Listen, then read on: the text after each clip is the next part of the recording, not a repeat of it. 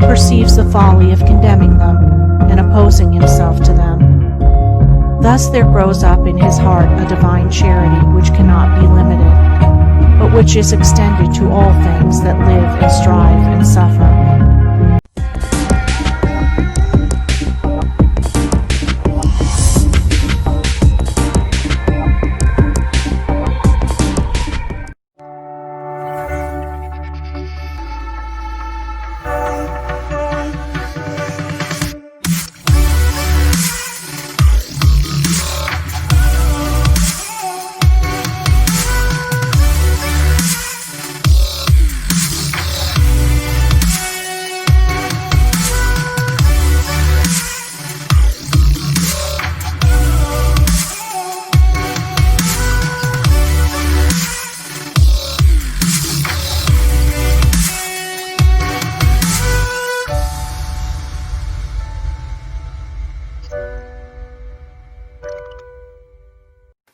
To be equally minded is to be peacefully minded, for a man cannot be said to have arrived at peace who allows his mind to be disturbed and thrown off the balance by occurrences.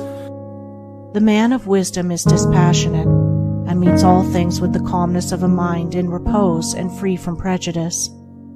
He is not a partisan, but having put away passion, and is always at peace with himself and the world, not taking sides nor defending himself, but sympathizing with all.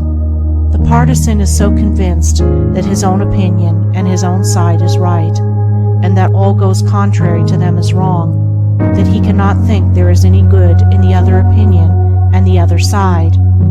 He lives in a continual fever of attack and defense, and has no knowledge of the quiet peace of an equal mind. The equal-minded man watches himself in order to check and overcome even the appearance of passion and prejudice in his mind, and by so doing he develops sympathy for others, and comes to understand their position and particular state of mind, and as he comes to understand others, he perceives the folly of condemning them and opposing himself to them.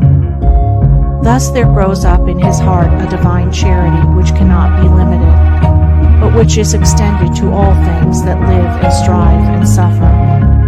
When a man is under the sway of passion and prejudice, he is spiritually blind, seeing nothing but good in his own side, and nothing but evil in another. He cannot see anything as it really is, not even his own side, and not understanding himself, he cannot understand the hearts of others, and thinks it is right that he should condemn them. Thus there grows up in his heart a dark hatred for those who refuse to see him and who condemn him in return. He becomes separated from his fellow man, and confines himself to a narrow torture chamber of his own making. Sweet and peaceful are the days of the equal-minded man, fruitful in good, and rich in manifold blessings. Guided by wisdom, he avoids those pathways which lead down to hatred and sorrow and pain, and takes those which lead up to love and peace and bliss. The occurrences of life do not trouble him, nor does he grieve over those things which are regarded by mankind as grievous, but which must befall all men in the ordinary course of nature. He is neither elated by success, nor cast down by failure. He sees the events of his life arranged in their proper proportions, and can find no room for selfish wishes or vain regrets, for vain anticipations and childish disappointments. And how is this equal-mindedness, this blessed state of mind and life acquired?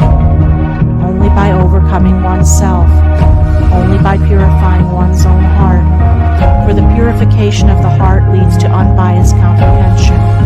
Unbiased comprehension leads to equal-mindedness, and equal-mindedness leads to peace. The impure man is swept helplessly away on the waves of passion. The pure man guides himself into the harbor of rest.